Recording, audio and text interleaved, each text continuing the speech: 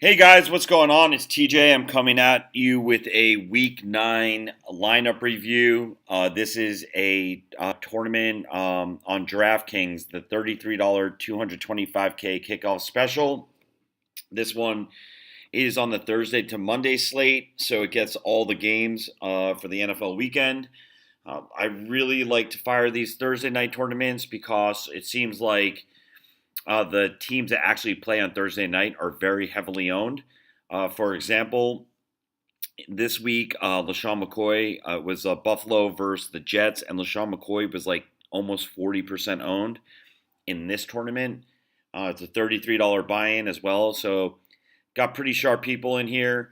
I know the guy that won it, Utica, is he puts in the max entries, so he puts 150 entries into this thing. So a lot of solid players in here, but thought always worth the fade for the Thursday players.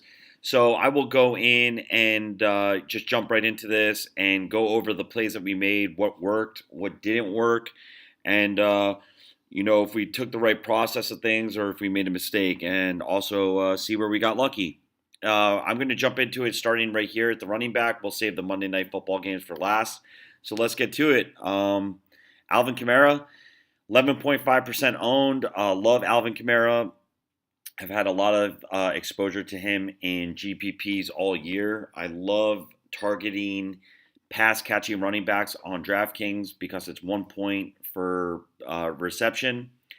So, and he's getting a chunk of rushing duties as well, mixed in with Mark Ingram. I think New Orleans has a really nice team. Their defense is coming to fruition.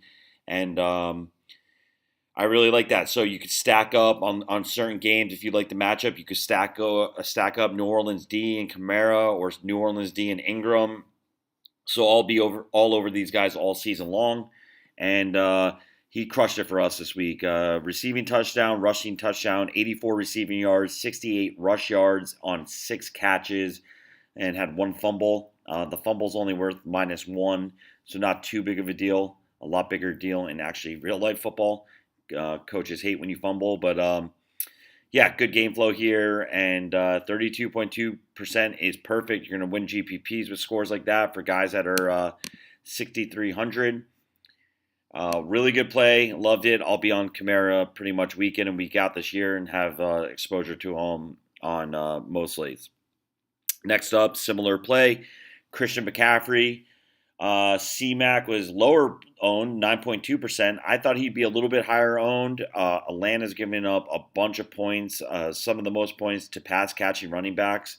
And with Kelvin Benjamin getting traded to Buffalo, it's just even more volume to CMAC. So really liked his percentage here. I'll take this every time. Didn't really blow the roof off. He got his 20.4. He got in the box, thank God. But 28 receiving yards, 66 rush yards on 5 catches. So, like the process here, I'll be on CMAC pretty much every week as well.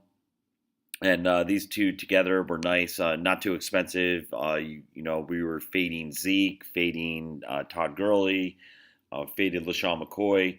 So Leonard Fournette was scratch. Yeah, I like the balance of these like mid-price guys right here. Another mid-price guy that I loved was Doug Baldwin. With recency bias, Doug Baldwin was chalky the week before versus Houston. So this is when we like to strike on guys when they're going to come back and regress on ownership.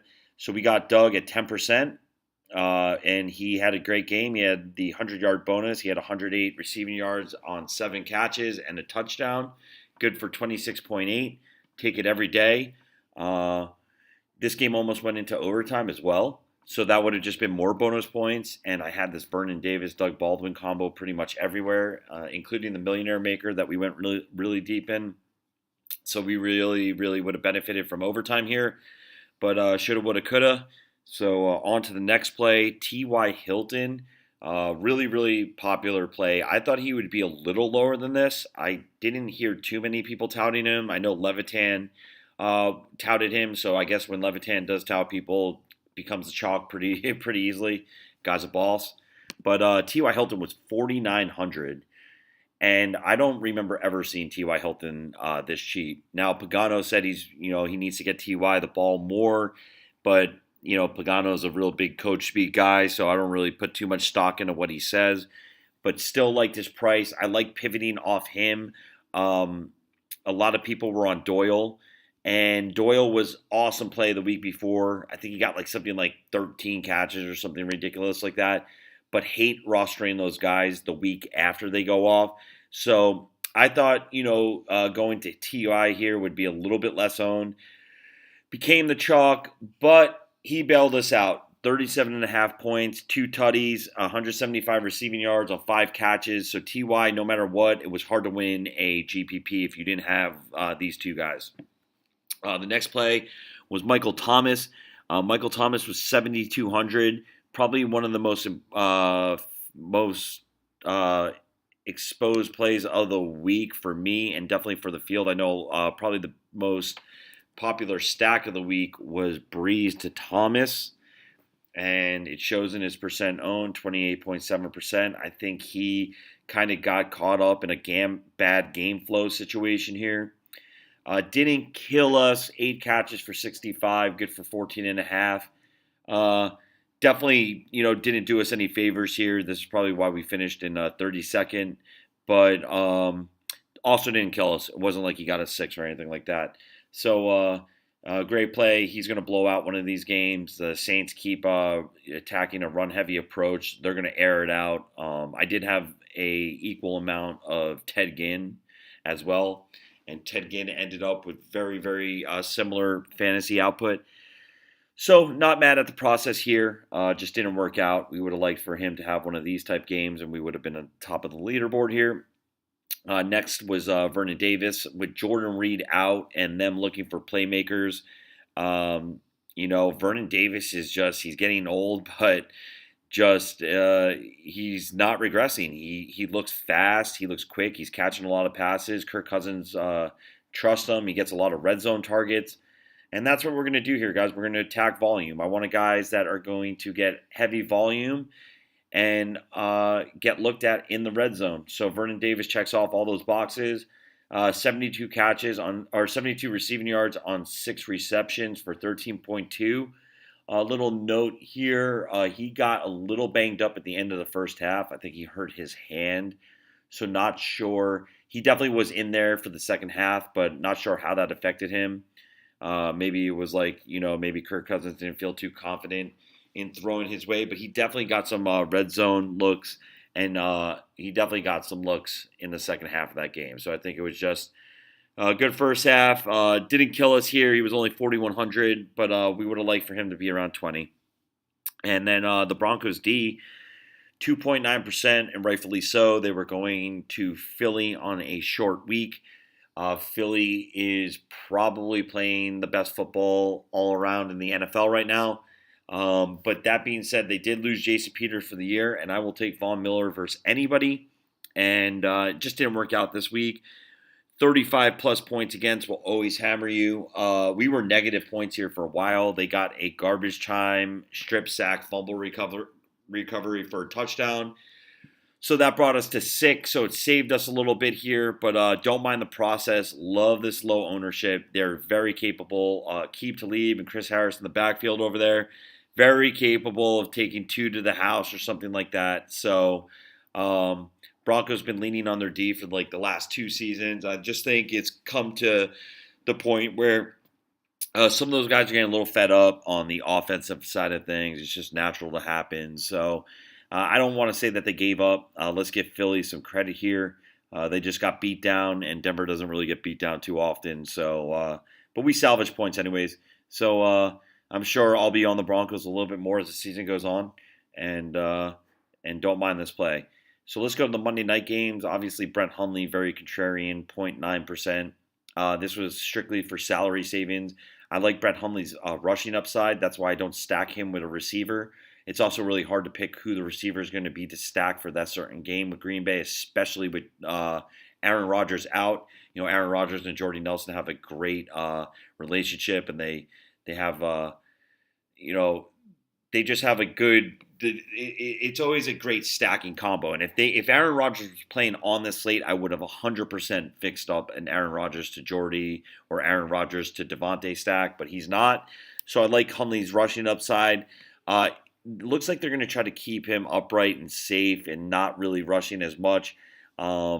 He did get a goal line QB sneak, so he got a rushing touchdown, which was awesome in the first half. 245 passing yards, 22 rush yards. A lot of this 245 came in garbage time. Good for 18 points. Take it every single time. He was only 5,100. And on a week where no quarterbacks really went too crazy, Jared Goff had a really great week, but he was super low owned. So, like this play, it worked out for us. As you can see, I put Golden Tate in the flex. Love Golden Tate, PPR monster at 8.6%. He had 113 receiving yards on 7 catches for 21.3. Now, here's a lesson, guys. Please, if you're new to DFS, I see this happen all too often. People will just start clicking buttons, and they'll put a guy like playing on Sunday Night Football or Sunday at 1 p.m. They'll put them down here in the flex, and they would have Golden Tate up here. Please do not do this. If you put your latest guy down here in the flex spot, it gives you max pivoting potential. I had the option to go, Stafford and go Cobb or Abdullah or Theo Riddick. I could have stayed with Hundley and went, to Aaron Jones or Jordy or any of the wide receivers. The one that I was really contemplating making was Marvin Jones. And that obviously punished us. That would have put us, Marvin Jones had about 32 points. So that would have put us here into 6th place. And I think it cost us like $2,500 or 3,500. So I'm pretty familiar with Max Payne. If you play DFS, you have to live by your choices. I live by mine. Unfortunately, it cost us about $3,000 here. No big deal though. This is the nature of the beast with DFS. It's going to be small edges. You're going to either win yourself a lot of money or lose yourself a lot of money with the decisions you make. So just be happy with the process that you made. And if you made mistakes, try to better yourself for the next week. That's the beautiful thing about DFS. So just really quickly, let's take a look at what the winner had. Utica, really, really high volume player, it seems. He put the max entries in. He had 150 entries in here. He had a couple similar plays, T.Y. and Doug Baldwin. Carlos Hyde worked out, really good play. Todd Gurley worked out. He was super high owned. I think that was a result of Leonard Fournette being a late scratch and people just pivoting off, but I don't think that was Utica's situation here. He had Todd and the Rams D stacked up, really like that play. Alex Smith stacked up with Travis Kelce, which was a low percent play in one of the highest over-under game on the entire slate. A lot of people were on Dez. A lot of people were on Zeke. A lot of people were on Dak. And I did see that he had a bunch of different stacks in that game. So this one worked out. And obviously Terrence Williams, I think Terrence Williams won him the GPP. Alshon and Terrence Williams. Both really low owned plays. Terrence Williams was 4.1% and Alshon was 2.6%. This play was something I really wasn't on. I give Denver's secondary a lot of respect, so I thought they would have beat him with Ertz. But with Ertz being a late scratch, I didn't put too much thought into it. But Alshon probably should have been a little bit higher on my rankings last week. And Terrence Williams, good Lord, I mean, he went off. He's had 3 targets the past 3 weeks. Catches 9 balls this week for 141. Great pivot spot off of Dez and still gets exposure to this high-scoring game. So, shouts to Utica. Props on this win. Big money, $50K, but I'm sure he's used to these type of things. He's a max entry player. So, props to these guys. And I hope you guys enjoyed the video. I hope you, tune in and comment in the section below. If there's anything that I can do to make the videos better, I will certainly do that. And also, I will be coming out with full slate breakdowns on Friday. And look for my video coming up this Friday. We will have the Week 10 slate breakdown. Hope you guys enjoy this stuff, and good luck to you guys in the future. Hope you guys take down some GPPs and win yourself some money, and have a good week.